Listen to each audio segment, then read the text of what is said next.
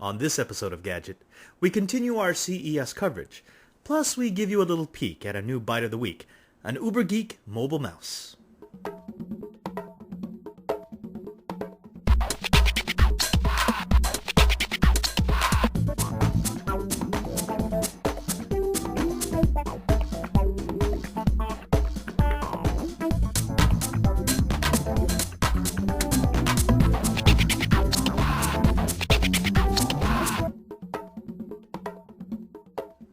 Hello, and welcome back to Gadget at thetechstop.net. It's the place where it's always time to get your geek on. I'm your host, Father Robert Ballecer of the Society of Jesus, the California province of the Jesuits. We're the largest religious order in the Catholic Church, and we're here in the Center for Apostolic Technology in Honolulu, Hawaii, at the University Catholic Center on the campus of the University of Hawaii. Now, we're going to get into our CES coverage, but I wanted to start off with a new bite of the week. Our friends over at Kensington sent us a few units in a care package, and this is one of them. This is the CI75M wireless notebook mouse. Now, first of all, I want to say, Kensington, you got to work on your names. I mean, CI75M, it's just not sexy. I mean, for a unit like this, it should be the pocket mouse or the hidey hole, or how about the uberGeek and Go? But I digress. This is not just another sleek wireless mouse. I mean, it actually feels really good. It has everything you would expect from a mouse. It's got the clickable scroll wheel. It's got the optical resolution, and it even has a transmitter built into the bottom so that you don't lose any pieces. But there are a few standout features of this wireless mouse. First of all, the transmitter and receiver that you remove from the bottom here actually turns the mouse on. When you put this back in, as you can see, the mouse shuts off. Now, the cool thing about that is that many of these mobile mice that I've used in the past, the only way to shut them off is to remove a battery or to disconnect some component inside the mouse. Making it this easy, I mean, literally, when you're storing the transmitter, the mouse shuts down, means that you can extend your battery life and you don't have to worry about batteries fumbling around in your laptop bag. Now, the other cool feature about this is the fact that you can open it. And in opening it, your wireless mouse becomes a wired mouse. Here you have the 2 AA batteries that power the unit, but if you're on an airplane, or if you are someplace where you can't use RS signals, or if the batteries on the mice die, it's not rendered useless because you can just pull this right out, put the cover back on, and now you've turned your wireless mouse into a USB wired mouse. This is actually a very, very useful thing for travelers, for people on the go, because it means that you're never going to be without a mouse. Even in those cramped quarters, even in those places where you normally wouldn't be able to hook up an RF mouse, or even at those times when your batteries die at the exact wrong time, you're going to be able to have that nice 2-button scroll mouse feel. And, well, since it's from Kensington, you know it's pretty high quality. We've been tooling around with this for the past week or so, and it actually is quite good. I mean, it tracks accurately. It feels good in the hand. It hasn't caused any cramping. I mean, you can't get overly excited about a mouse, but you can get interested in a mouse that's designed right. Now, if you want to check this out, you can actually buy these online for about $30. Again, that's the Kensington uberGeek and Go, or really the CI75M. I still remember the first CES that I attended. I was a young uberGeek, and back then it was all about building your own computer. I mean, customizing your rig. Because back then, you couldn't get a performance rig from any of the major manufacturers. They made trash. I mean, let's be honest. And the only way to get that performance that you wanted at a price that you could afford was to find the components that worked together, to find the components that had the performance that you wanted, and then to put them together. And so CES was sort of a toy store for uberGeeks who wanted to build their own customized rig.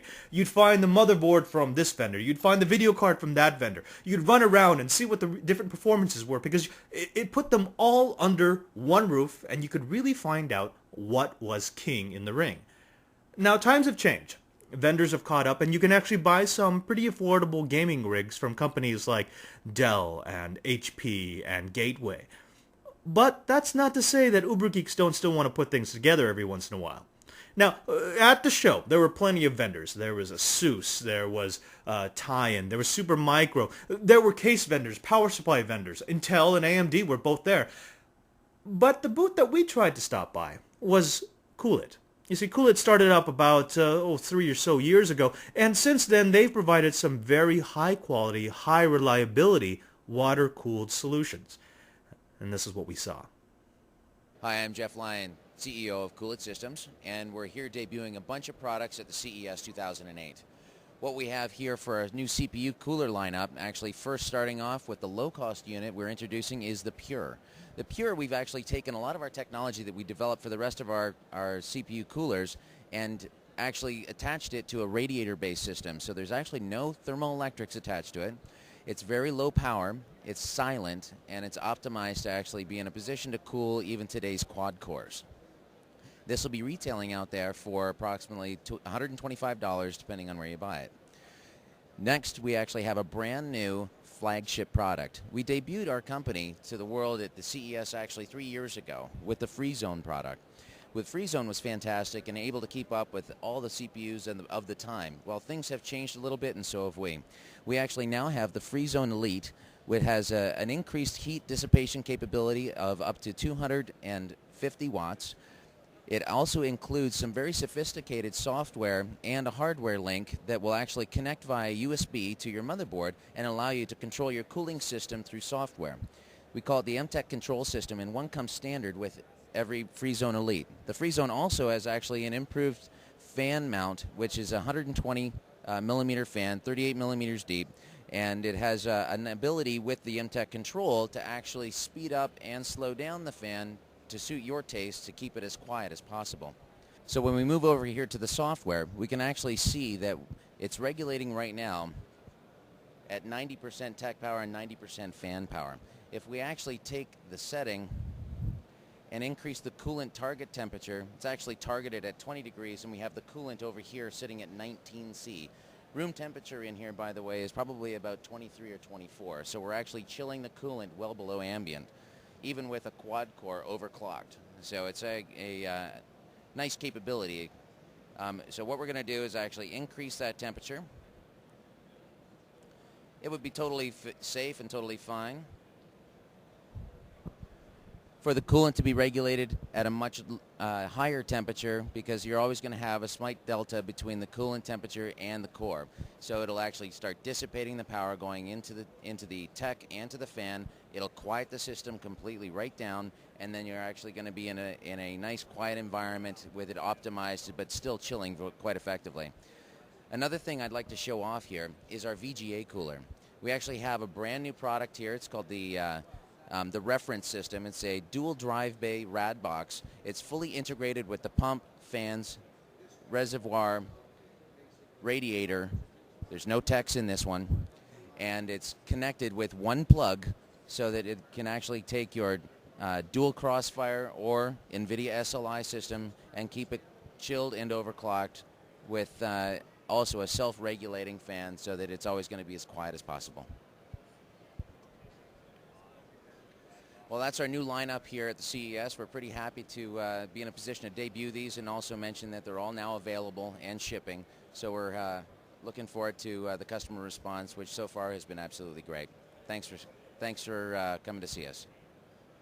I want to thank Jeff and CoolIT for letting us film at their booth. They were ultra cool guys, and we hope to get in some of their gear because some of it actually is quite fascinating, especially that USB-controlled centralized panel. The nice thing is that CoolIT is actually designing interfaces for various drivers so that your motherboard and your video card and even the hard drive will be able to interface with a unified control system so that you can control where the cooling goes, you can control what your pumps are doing, you can control what the techs are doing, you can even control fan speeds. And that gives you the ability to make one machine that can at the same time be a quiet media center when it doesn't really need to be pushing out the pixels or the polygons, and then to increase its fan speed and pump up the frequency and overclock the video card when you need some gaming goodness. Now that's all the time we have for this episode of Gadget. If you want to find out what we did at CES, would you please go over to the Tech Stop at www.thetechstop.net.